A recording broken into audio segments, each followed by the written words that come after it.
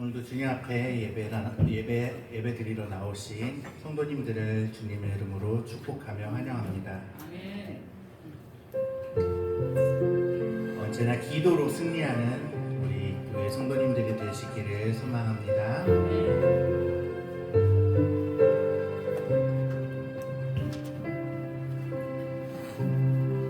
기도를 멈추지 마라. 눈앞의 상황이 마음을 눌러도 원망치 마라.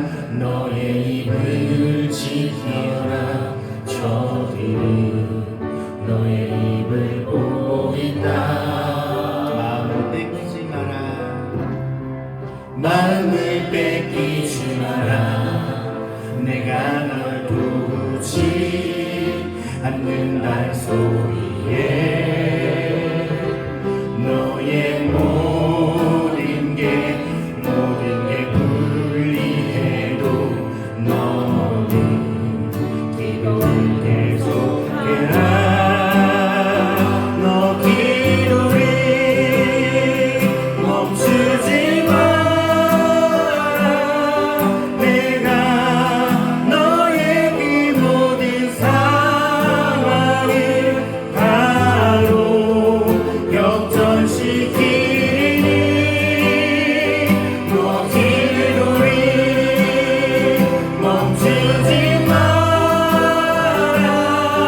내가 잠시도 쉬지 않고 모든 걸 지켜보고 있으니 너 기도를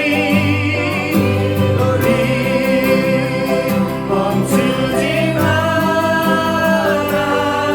내가 잠시도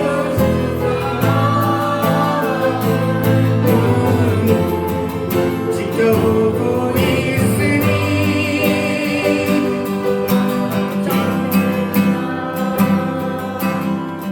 바로 역전되리라. 우리 다시 한번 고백하며 나갑니다. 너 기도를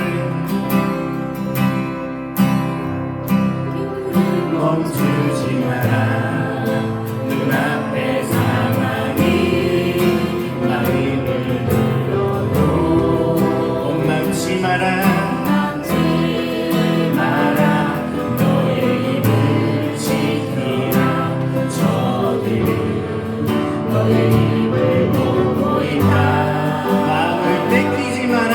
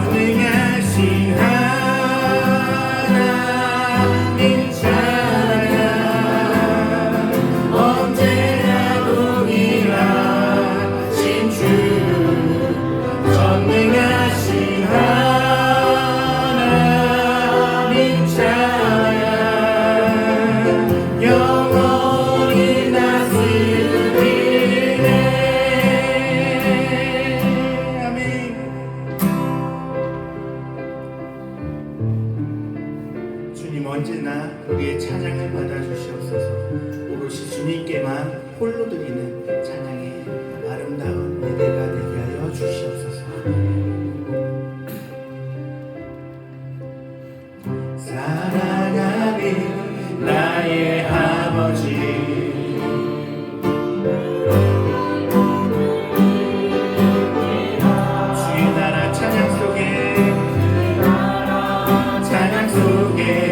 임하시니 능력에 주께 찬송하네. 전능하신 하나님 찬양 언제나 동이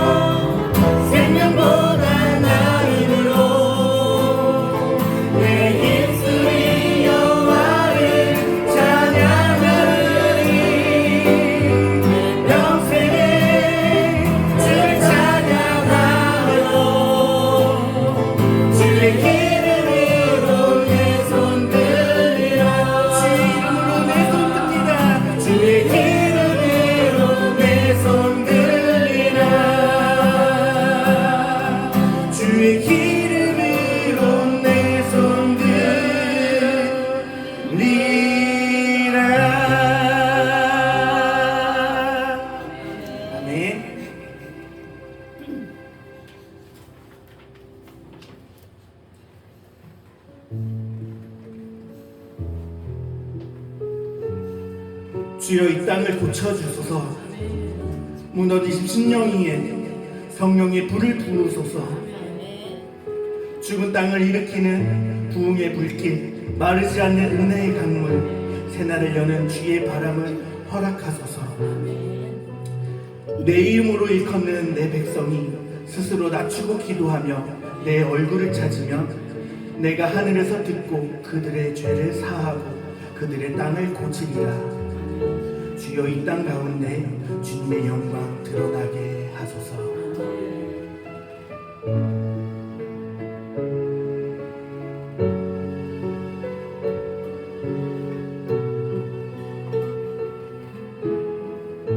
이 땅의 황무함을 보소서. 이 땅의 황무함을 보소서. 하늘의 하나님 긍휼을 베푸시는 주여 우리의 죄악 용서하소서. 이 땅 고쳐주소서.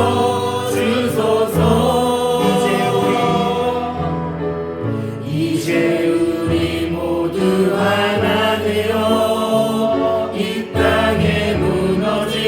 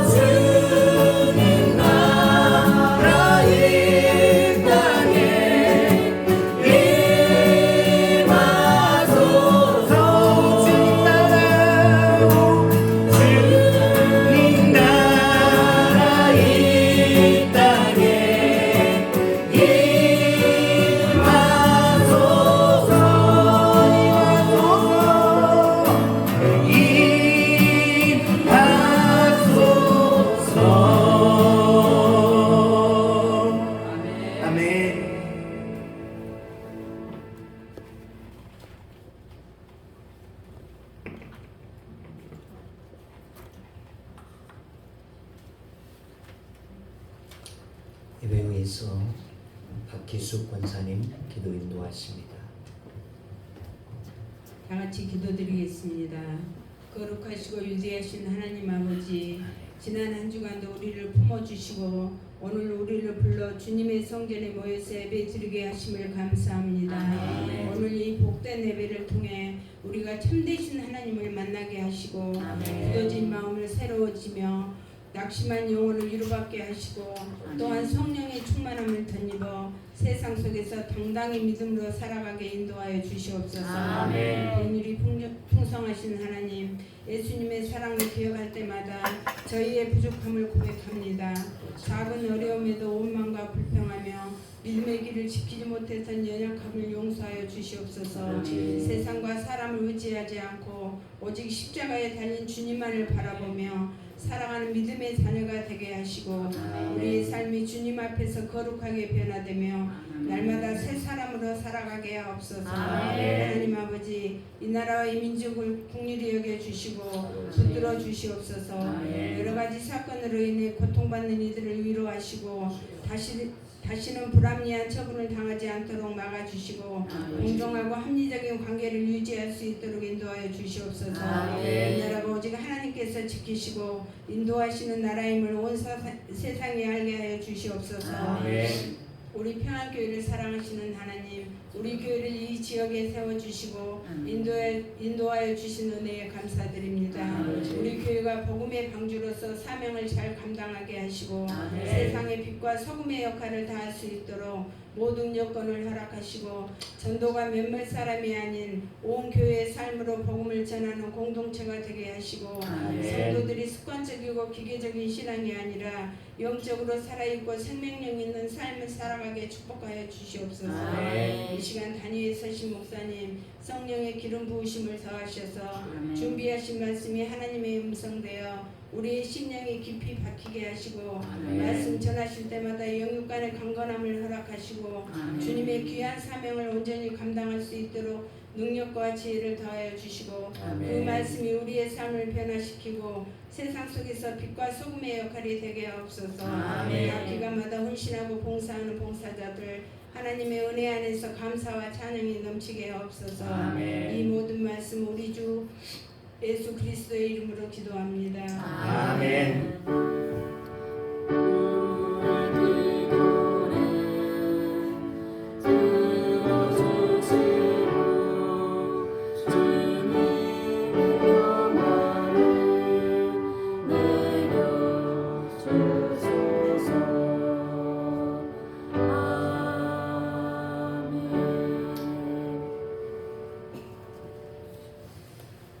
우리에게 주신 하나님의 말씀 사도행전 10장 44절에서 48절의 말씀입니다.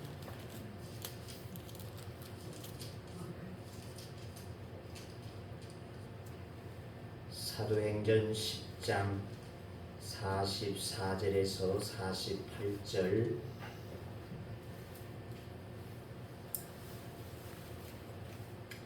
이제 봉독합니다. 베드로가 이 말을 할 때에 성령이 말씀 듣는 모든 사람에게 내려오시니 베드로와 함께 온 할례 받은 신자들이 이방인들에게도 성령 부어 주심으로 말미암아 놀라니 이는 방언을 말하며 하나님 높임을 들음이로라. 이에 베드로가 이르되 이 사람들이 우리와 같이 성령을 받았으니 누가 능히 물로 세례를 베풀물 그 말이요 하고 명하여 예수 그리스도의 이름으로 세례를 베풀라 하니라. 그들이 베드로에게 며칠 더 머물기를 청하니라. 아멘.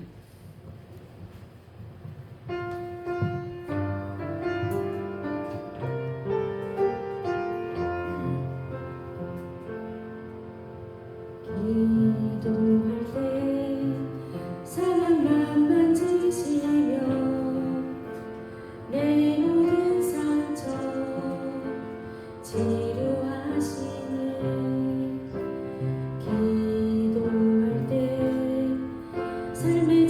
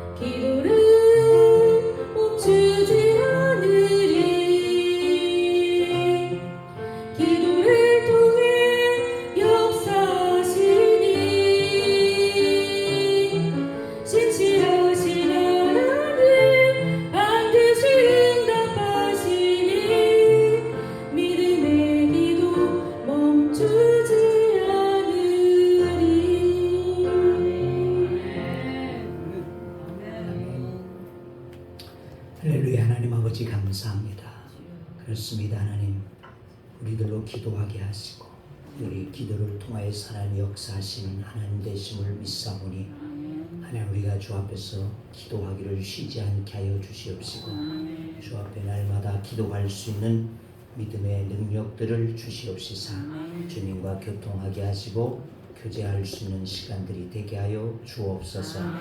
찬양으로 영광 올려드리는 우리 권사님을 주여 기억하여 주시고 하나님이여, 기도로서 주님 앞에 날마다 나아가게 하여 주셔서 하나님이 저를 사랑하시고 눈동자와 같이 아끼시며 하나님의 것으로 공급하시고 채우시는 주의 은혜가 임하게 하여 주옵소서. 오 주님, 이 시간 주 앞에 우리가 주의 말씀 듣기를 원합니다. 주여 우리에게 말씀하여 주옵소서. 이 종을 통하여 또한 주여 말씀을 대언하게 하셨사오니 주님, 이 종을 사로잡아 주시옵시고 인간의 모든 것들을 주님의 보혈로 씻어 주시고 가리워 주셔서 오직 주님의 말씀만이 우리 가운데 전하여지기에 부족함이 없도록 은혜를 허락하여 주옵소서. 예수님의 이름으로 기도하옵나이다. 아멘. 할렐루야. 전도합시다. 예배자 생명을 주시옵소서. 아멘. 어느 재판장에 준엄한 사형 언도가 내려졌습니다. 그 사형수에게 긴 논구를 통해서 그의 죄상을 다 지적하게 되어지고 맨 마지막에 말을 그렇게 맺었습니다. 이 사람은 인간이기를 이미 포기하였기에 사형에 처한다. 이러한 언도가 내려졌을 때 정말 많은 것을 생각하지 아니할 수 없는 그와 같은 언도이지 아니할까 한번 생각해 볼 수 있을 것입니다. 인간이란 무엇일까? 인간이 인간으로 살아가는 자세가 어떠한 것일까? 신체가 멀쩡하다고, 즉 육체만 가지고 있다고 해서 또 지식이 많이 가지고 있다고 해서 그가 인간일 것이냐? 그것은 절대로 그럴 수도 없다는 것입니다. 인간다운 인간이라야지만이 인간이 되어질 수 있다는 것입니다. 사람의 몸, 즉 육체, 그것만 가지고는 인간이 아니라는 것입니다. 그를 지배하는 이성이 건강해야지만이 참된 인간이 되어질 수 있다는 것입니다. 바른 판단력을 가지고 있어야 하고 도덕성을 가지고 아주 최소한의 또한 일말의 양심이라도 가지고 있어야지만이 사람, 인간이라고 말할 수 있을 것입니다. 더 나아가서 그 이성과 감성을 주도하는 영혼이 건강하게 살아서 하나님과의 바른 관계를 가지고 있을 때에 우리가 인간이다라고도 할 수 있을 것입니다. 시편 49편 20절은 그렇게 말씀했습니다. 존귀하나 깨닫지 못하는 사람은 멸망하는 짐승 같도다. 무엇이 사람이며 무엇이 짐승이냐 하는 것입니다. 바로 그 중간 지점은 깨달음이라는 것입니다. 이 깨달음이라고 하는 그 기능이 없으면 사람은 사람이 아니라는 것이죠. 창세기 6장에도 보니까 노아 홍수 때 인간을 심판하신 이유를 그렇게 말씀하고 있습니다. 사람이 육체가 되리라. 사람을 홍수로 모든 사람들을 멸하여 버리셨는데 하나님께서는 그 멸하신 이유를 그들이 육체가 됩니다. 이렇게 말씀하고 있다는 것입니다. 그것은 뭡니까? 하나님의 형상은 다 없어지고 육체만, 몸만 저들에게는 남겨져 있다는 것입니다. 즉 사람다운 모습은 있지만은 진정한 사람이 되지 못하게 되어졌다는 것이죠. 그러니까 육체와 육체의 욕망만 남게 되어진 자들이었다는 것입니다. 그러므로 영적으로 볼 때는 하나님께서 산 자를 죽인 것이 아니라 죽은 자를 하나님은 쓸어버리신 것이 되어진다라고도 말할 수 있을 것입니다. 하나님의 시각으로 볼 때는 오직 속사람, 즉 그가 살아있어서야 영적으로 살아있는 자라야지만이 그는 산 사람이 되어진다는 것입니다. 외형적인 육체라고 하는 것은 인간의 기준이 되어질 수 없다 그 말이죠. 영이 이성을 주도하게 돼야지 되고 이성이 인간의 본능을 지배할 수 있어야지만이 그것이 사람이라는 것입니다. 그래서 그러한 정상적인 관계에서 균형을 유지할 때 이것이 정상적인 인간이 되어진다는 것입니다. 자, 그러나 양심도 없고 이성도 없고 도덕도 없고 그리고 진실도 없다고 한다면 그것은 인간이 되어질 수 없다는 것입니다. 우리도 괴악한 죄를 범하게 되어진 사람들을 향해서 뭐라고 합니까? 짐승 같은 사람, 이렇게 말을 표현하지 않습니까? 바로 그것이다. 사람의 모형은 가지고 있지만은 사람이 되지 못한다는 것입니다. 그러므로 이 사도행전에서 보는 구원론은 바로 성령이 임했다고 하는 말로부터 시작이 되어지고 있다는 것입니다. 하나님이 인간을 지으실 때에 에덴 동산에서 하나님이 사람을 지으실 때 거기에 육체만 만들어 놓지 아니했다는 말이죠. 그 속에 생기를 불어넣어 사람이라고 말씀하셨다는 것입니다.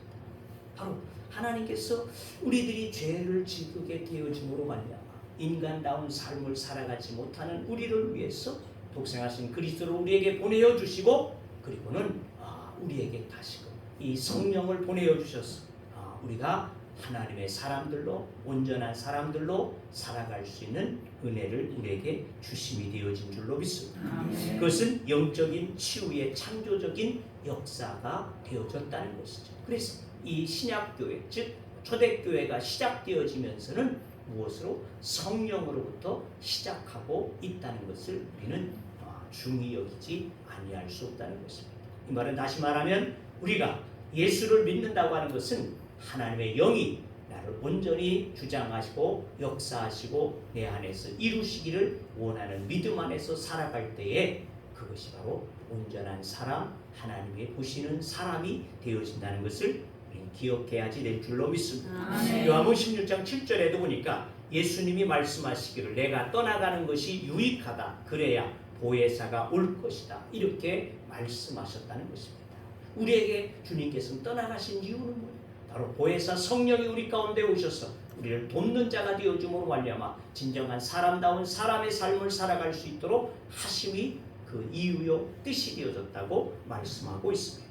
자, 오늘 본문의 말씀의 배경을 보게 되어지면 하나님의 계시로 로마 백부장인 고넬료의 집에 오게 되어진 베드로는 하나님의 말씀을 전하게 되어집니다. 베드로가 전한 하나님의 말씀의 핵심은 예수님이 십자가에 못 박혀 죽으신 것과 또한 다시금 살아나신 부활하심을 증거하고 그리고 예수님을 믿는 저들에게는 구원과 축복이 있음을 말씀하고 있는 것이 바로 이 베드로가 고넬료의 집에 전해주게 되어진 복음이라는 것이죠. 그러니까 36절에서부터 43절까지의 말씀 속에 그 말씀이 담겨져 있습니다. 자, 그리고 오늘 본문의 말씀에 와서 보게 되어지면 고넬료의 가족이 하나님의 말씀을 듣는 중에 성령이 임하여서 방언을 하게 되어지고 하나님을 높이며 세례를 받는 장면들이 기록되어지고 있습니다. 이 말씀으로 생각해 본다면 고넬료의 가정은 바로 신앙의 모델이요 사람다운 인간의 모델이다. 이렇게도 말할 수 있을 것입니다. 그러므로 고넬료의 가정을 보면 우리의 가정이 신앙생활을 어떻게 해야 할지 또 우리의 가정이 신앙생활을 하면 어떠한 일이 일어나는가 하는 것을 알 수 있다는 것입니다. 사랑하는 성도 여러분, 저와 여러분의 가정은 고넬료의 가정과 같이 신앙이 있는 가정, 성령이 주도하는 가정, 이러한 가정들이 되어질 수 있기를 주의 이름으로 축원합니다. 자, 오늘 본문에서 먼저 48절의 말씀으로 가서 보게 되어지면 거기 그렇게 말씀하고 있습니다. 명하여 예수님의 이름으로 세례를 베풀라 하니라.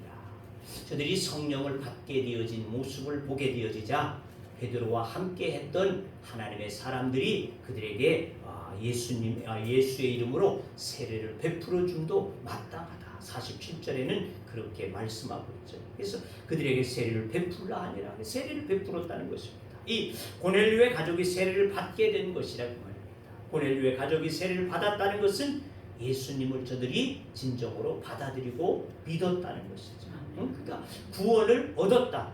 그것을 이 사도들이 입증했다는 것입니다. 성령이 저들 가운데 임하는 것을 보니까 우리의 생각과는 달리 우리에게는 유대인들만이 하나님이 역사하시고 하나님의 영이 임하는 줄로만 생각했는데 이 이방인들에게도 하나님의 영이 임한 것을 보게 되어지니 여기에 하나님의 역사가 있는 것을 분명하다.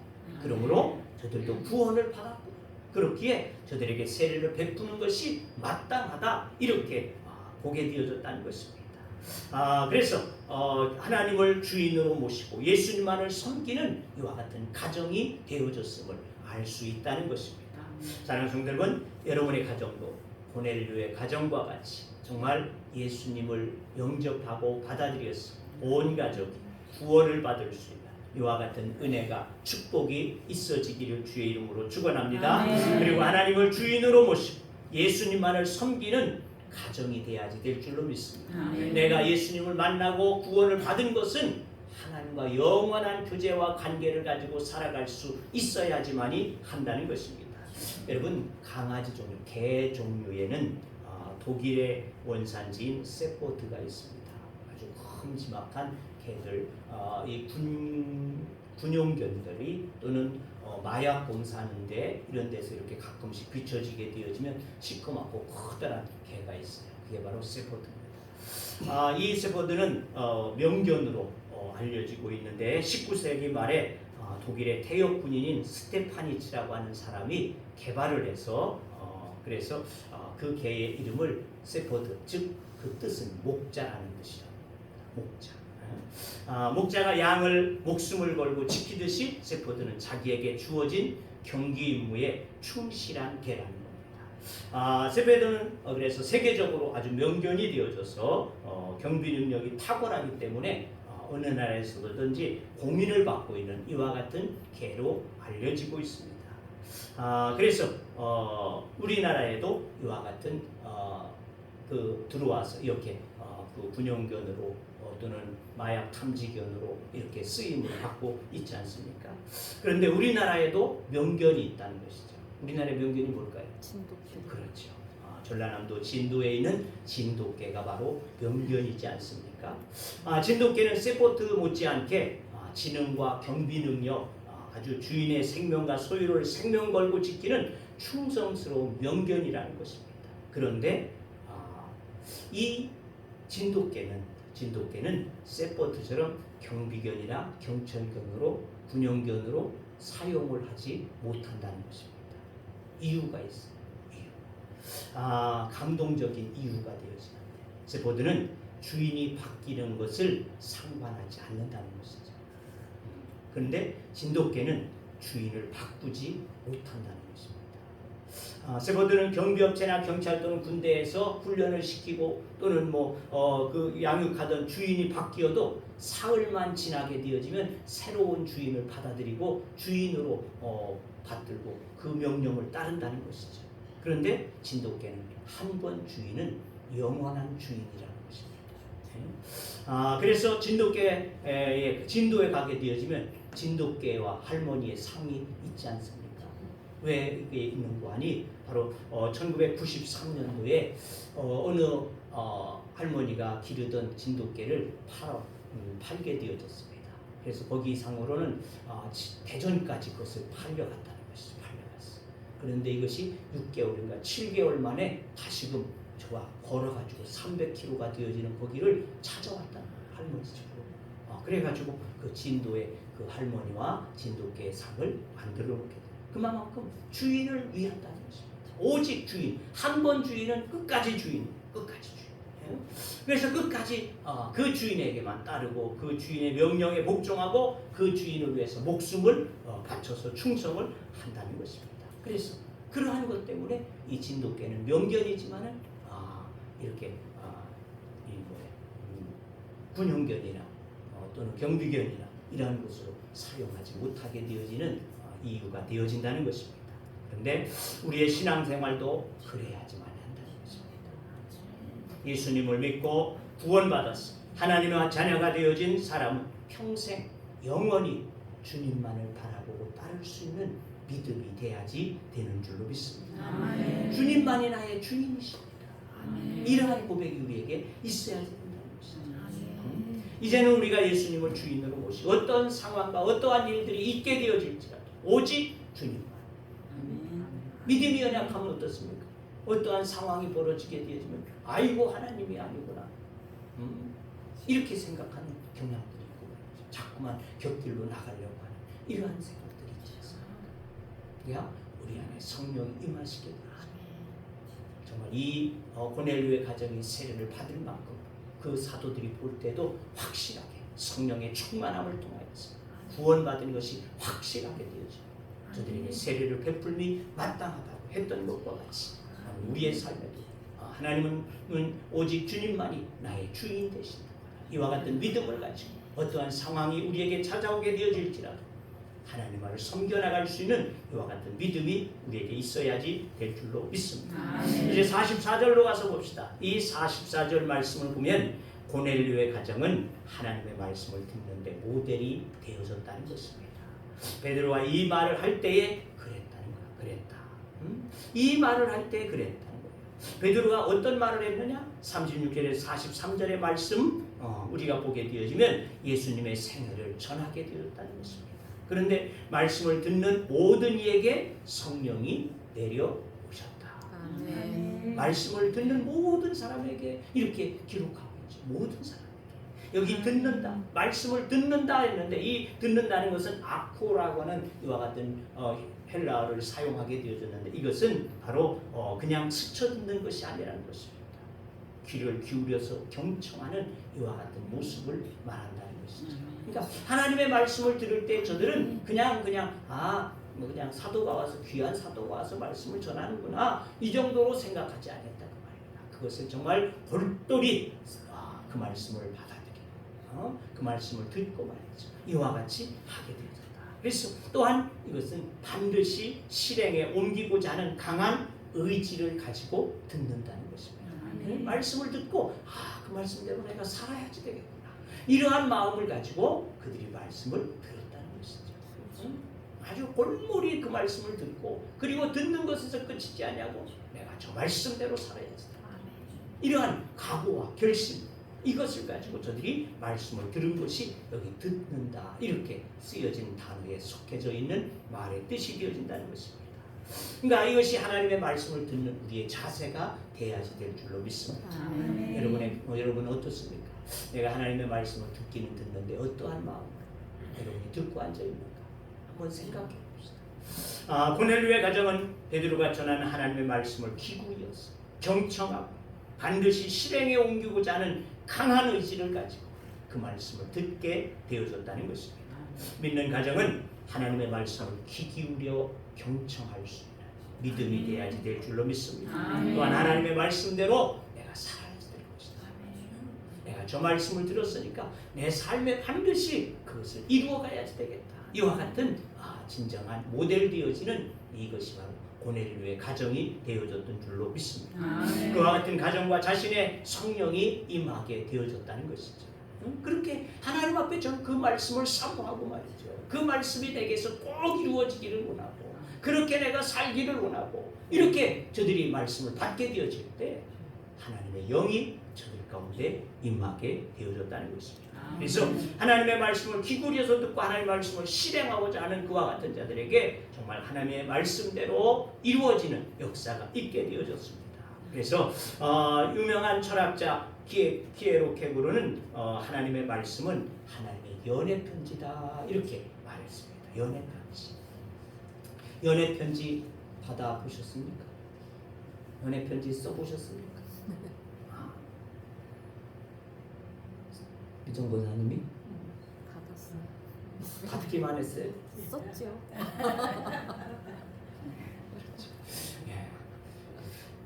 연애 편지는 단순한 편지가 아니라는 것입니다. 그 속에 마음이 담겨 있다는 것입니다. 사랑과 정성과 또 모습이 담겨져 있다는 것입니다. 연애 편지를 읽으면 사랑하는 사람의 마음이 읽어지게 되지 않습니까? 그 마음을 전달받을 수 있어요. 또 연애 편지 속에서 사랑하는 사람의 모습까지도 그려볼 수 있다는 것입니다. 하나님의 말씀은 하나님의 사랑의 마음이 가득히 담겨지게 되지 연애 편지다. 그는 그렇게 표현했습니다. 그러므로 하나님의 말씀을 통해서 하나님의 마음을 전달받을 수, 또한 하나님의 모습도 그려볼 수 있는 이것이 바로 하나님의 말씀이 되는 줄로 믿습니다. 그래서 하나님의 말씀을 기울여 드리면 기쁨이 있게 되어지고 용기가 있게 되어지고 위로와 자신감이 있게 되어지고 행복감이 있게 되어진다는 것입니다. 여러분 연애 편지를 받아보신 분들은 그렇지 않습니까? 편지를 받으면 기쁘잖아요. 기뻐. 그리고 또 그 편지를 받아보면 저가 나를 얼마나 사랑하는가 그게 다 익혀지지 않습니까? 그래서 그 모습도 그려지게 되어져. 이런 것이에요. 그러니까 고넬료의 가정은 하나님의 말씀을 들으면서 이렇게 새로운 세계를 깨닫게 되어지고 행복해 된다. 하나님의 말씀을 들을 때 그 말씀이 하나님의 나라가 일으켜졌다는 것이죠. 보여졌다는 거예요. 그래서 반드시 내가 하나님을 의지하고 믿고 살았어. 그 말씀대로 내가 살아야 되겠다. 강한 의지를 가지고 저들이 듣게 되어질 때 은혜가 임하게 되어지고 복이 되어진 줄로 믿습니다. 아멘. 자, 경청하여 듣는 고넬료의 가정에 보십시오. 어떠한 일들이 일어납니다. 놀라운 일이 일어났습니다. 44절의 말씀에 보면 그렇게 얘기합니다. 성령이 말씀을 듣는 모든 사람에게 내려오시니. 또 45절에 성령 부어주심으로 말미암아 놀라니. 또 47절에 우리와 같이 성령을 받았습니다. 자, 이 말씀을 다시 한번 생각해 보게 되어지면 44절 내려오시니라고 하는 말은 임하다, 덮치다 그런 뜻을 가지고 있어요. 임하고 덮쳤다는 겁니다. 또 부어주심으로라 쏟아내다 그런 뜻을 가지고 있어요. 47절에 있는 받았다라고 하는 말은 취하다, 붙잡았다 이런 말씀이 되어집니다. 따라서 고넬료의 가정에 성령이 임하고 덮쳤다는 겁니다. 저가 의지적으로 되어진 게 아니에요.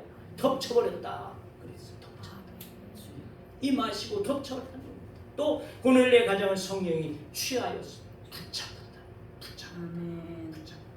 다시 말씀드려서 고넬료의 가정은 성령이 지배하고 통치받게 되어서 성령이 장악하는 이와 같은 가정이 되어졌다고 하는 이와 같은 말씀이 되어지는 줄로 믿습니다.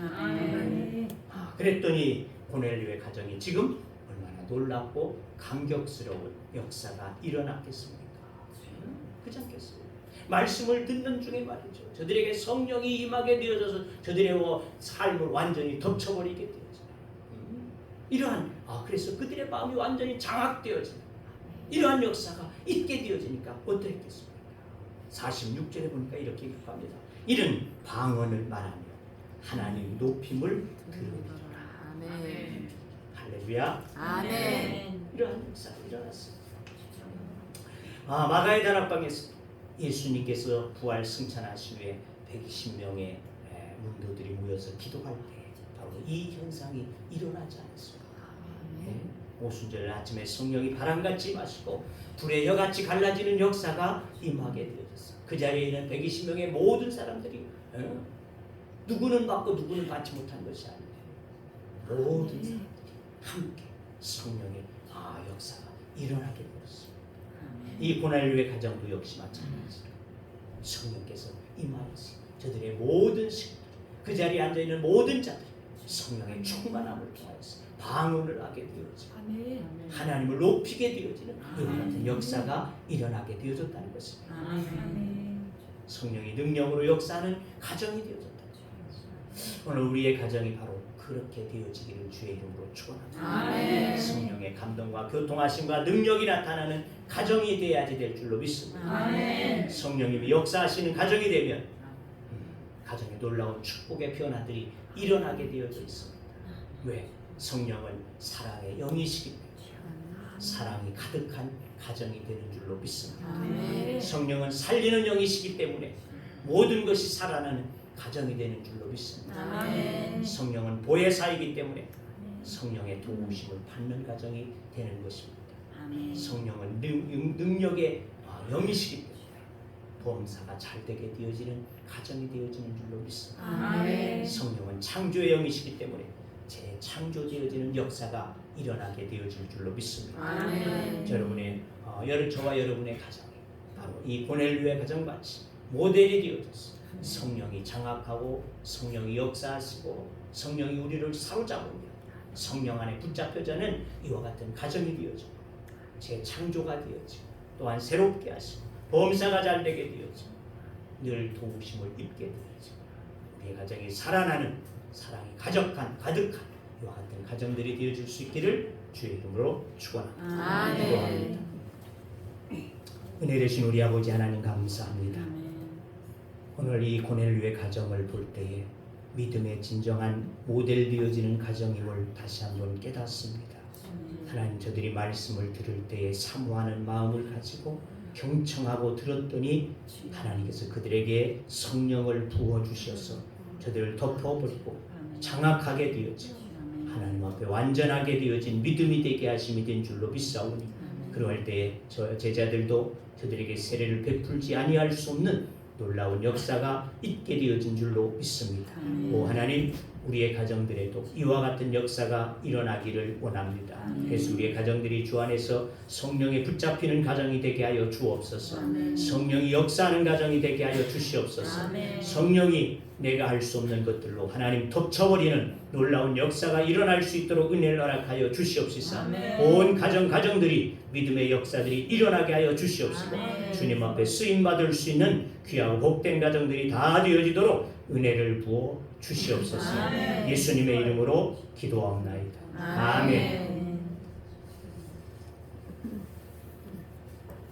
찬송 197장.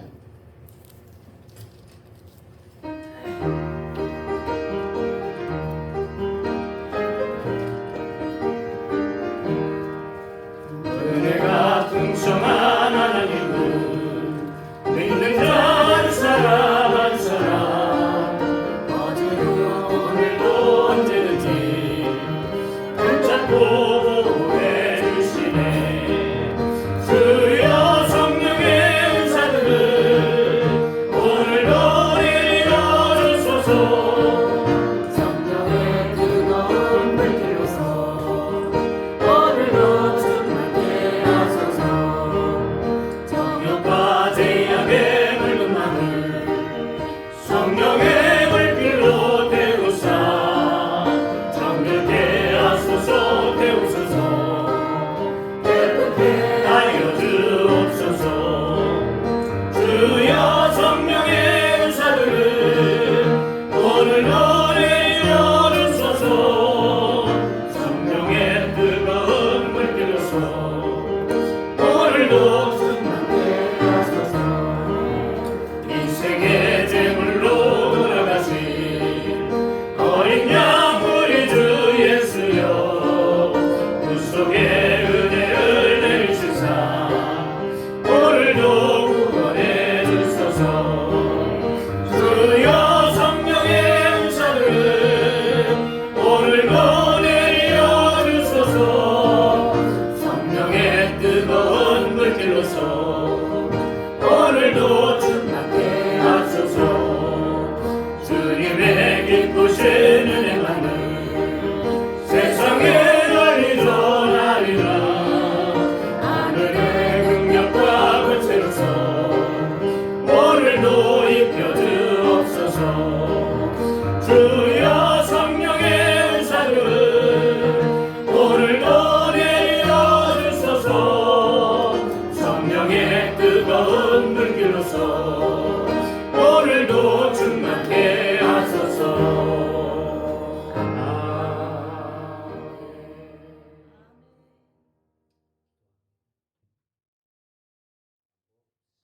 같이 일어서셔서 파송에 찬양하시고 마치도록 하겠습니다.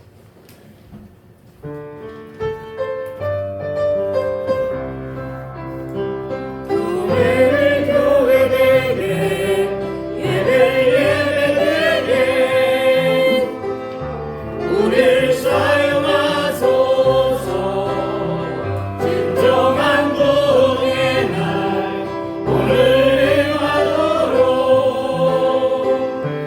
우리를 사용하소서. 교회를